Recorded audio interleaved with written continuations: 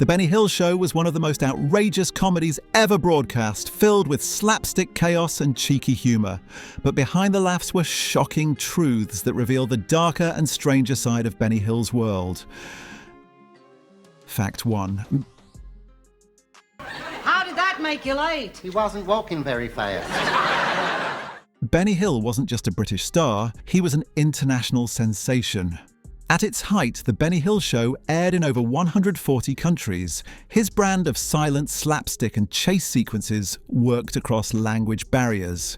In the United States, it became one of the most popular syndicated shows of the 1980s. Some episodes attracted audiences of more than 100 million viewers worldwide.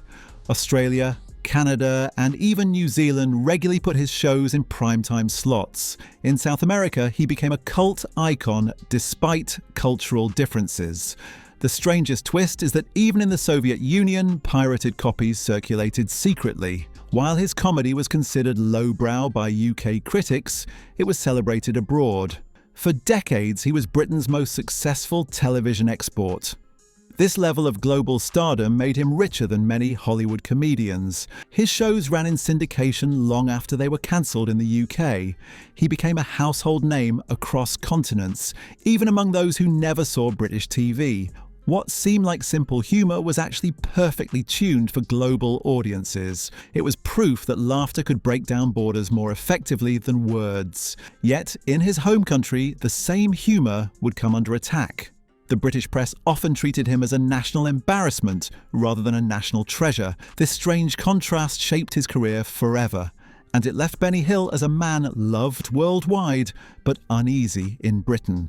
And them over here, they want 3 fellers, and there's only 2 of us. Fact 2. No, I work for Thames Television. You poor soul. Though audiences laughed, critics rarely praised Benny Hill. In the UK, intellectual circles dismissed his comedy as crude. Many reviewers saw him as the lowest form of entertainment. They accused him of relying too heavily on sexual innuendo and slapstick. By the 1980s, feminist groups directly targeted his show.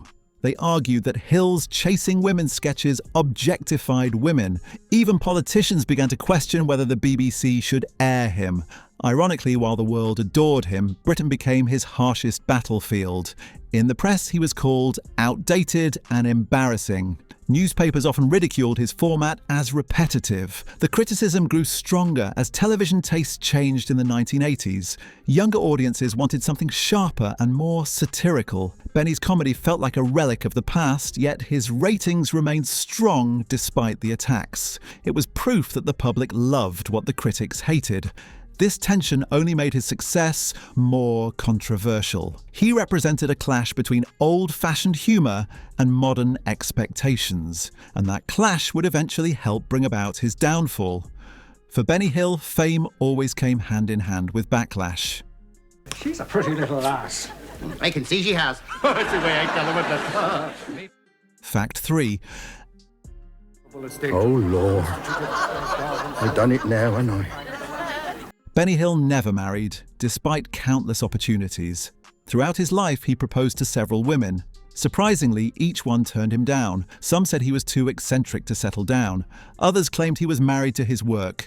Despite his on-screen obsession with chasing women, off-screen he was shy. Friends often described him as lonely and private. He lived with his mother until she died in 1976. After that, he stayed in small, modest flats in London. He famously rejected luxury, even though he was wealthy. Instead of cars, he walked or took buses around town. He was spotted shopping for groceries like any ordinary man. In truth, his personal life contrasted sharply with his television persona. His loneliness became more noticeable later in life. Some colleagues believed it fueled his relentless work schedule. The lack of family weighed heavily on him, yet he joked about being the eternal bachelor. This mystery around his private life fascinated the public, and it remains one of the strangest truths about him. First contestant, now you are Barney Tredder, and you were born just outside wedlock. No, outside Matlock. Fact 4. Here, who'd you like married then? Oh, Bill B! In 1989, Thames Television made a shocking decision. They cancelled The Benny Hill Show after more than 2 decades. The announcement stunned viewers around the world. Hill was still attracting millions of viewers every week, but executives claimed his style of humour was outdated. They also worried about the criticism from feminist groups. Behind the scenes, some thought his high salary was a factor. Thames wanted to cut costs as competition grew. Hill himself was devastated by the cancellation. He reportedly cried when he heard the news. For the first time, he felt truly unwanted in his own country.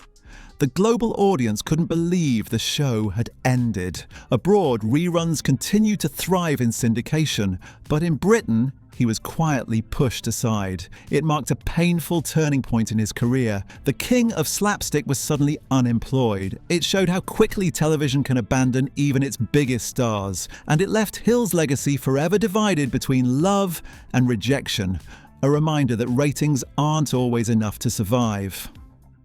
Do I do?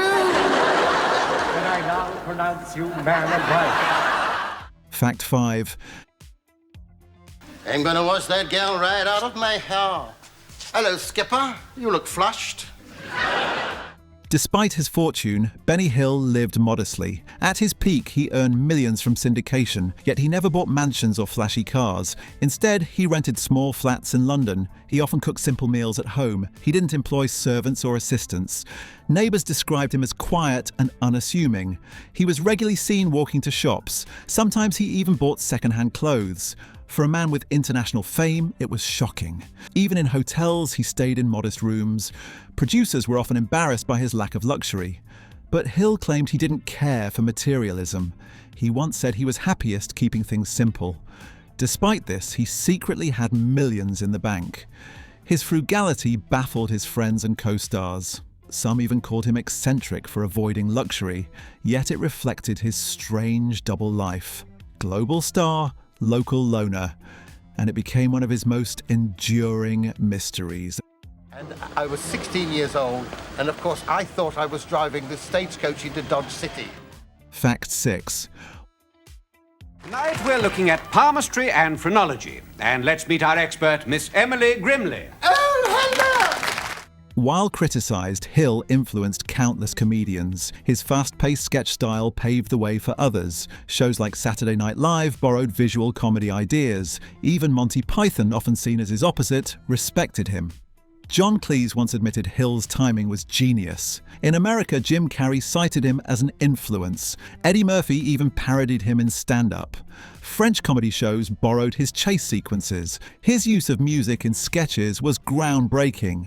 The yakety sax chase theme became iconic worldwide. It turned slapstick into a cultural symbol. Cartoons like The Simpsons referenced him regularly. His humour also shaped sketch shows in Asia. Despite criticism, professionals recognized his mastery. Even critics admitted his editing was brilliant. His ability to blend music, movement, and timing was rare. YouTube compilations of his sketches still attract millions. His reach extended far beyond British television, and his legacy remains alive in comedy history. I've had this trick played on me before. This is a melon, isn't it? I can tell a melon. Fact 7. Now, I want you, if you will, to cast your minds back to last February the 31st. Though frugal with himself, Hill was generous to others. He often helped struggling actors with money. Sometimes he paid bills secretly for friends. He gave cash gifts to co-stars after shows. Several actresses credited him with launching their careers. He regularly wrote personal letters of encouragement. His generosity extended to crew members as well. Camera operators remembered surprise bonuses from him. He once bought a car for a sick friend. Charities also received donations, often anonymously. He never publicized his giving in interviews. Instead, he kept his good deeds quiet. This side of him shocked people who thought he was selfish. In truth, he hated drawing attention to his kindness. His private generosity contrasted with his public image. Some said he gave away more than he spent on himself. His friends never forgot his loyalty, and his hidden generosity became a part of his legend, proof that the real Benny Hill was more complex than critics claimed. What? One short! You want salt? Yeah. Thought you said you were one short. Fact 8. Being subsidised. No, sir, no. Benny Hill's death shocked the world. In 1992, he died of heart failure at age 68. His body was discovered days later in his flat. He had been sitting in front of the TV. The loneliness of his passing made headlines. Fans were heartbroken at the sad ending. Despite his global fame, he lived in isolation. There was no wife or children to care for him. His funeral drew many comedians and colleagues, yet the quietness of his last days haunted fans. It highlighted the tragedy of his private life. A man who made millions laugh died in silence. His estate revealed millions in unspent savings. Much of it went to relatives he barely knew. Others argued it showed his mistrust of people. His death became a cautionary tale about fame. Even global success couldn't protect him from loneliness. The contrast between his TV persona and real life was striking, and it cemented his reputation as one of comedy's saddest figures. Fact 9. It's great to be back and it's great to be here.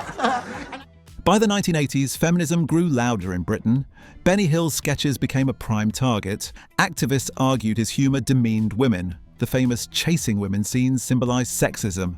Television executives grew nervous about the criticism. Even though ratings stayed high, pressure mounted. Women's rights groups lobbied networks to drop him. Articles denounced him as outdated and harmful. Political leaders joined the discussion. Executives began to fear his comedy was toxic. The debate damaged his reputation permanently. He was branded as out of touch by the press. New generations avoided his humour. By 1989, the climate was against him. Thames Television finally ended the show. Many believed feminist protest influenced the decision. Hill himself felt betrayed by the BBC establishment. He never recovered from the public attacks, and they remain one of the darkest chapters in his career. It's what they call a tacit acquiescence mouth. It goes without saying. Fact 10. It is most interesting, though you're fine on that. Benny Hill's reputation is still controversial today. Some hail him as a comedy genius. Others dismiss him as offensive and outdated. Documentaries often debate his true impact. Younger audiences discover him through reruns. Some laugh, others cringe at the dated humour. Comedy historians see him as a pioneer. He was one of the first to master sketch editing. His use of visual gags remains influential. At the same time, cultural critics remain harsh. They say his comedy couldn't survive today's climate, yet YouTube views prove his lasting appeal. Clips of his chases still go viral worldwide. He embodies both the best and worst of his era. A man trapped between two cultural worlds, loved by millions, attacked by elites. His contradictions make him unforgettable. The debate over his comedy will never end, and that makes Benny Hill's legacy one of television's most shocking stories.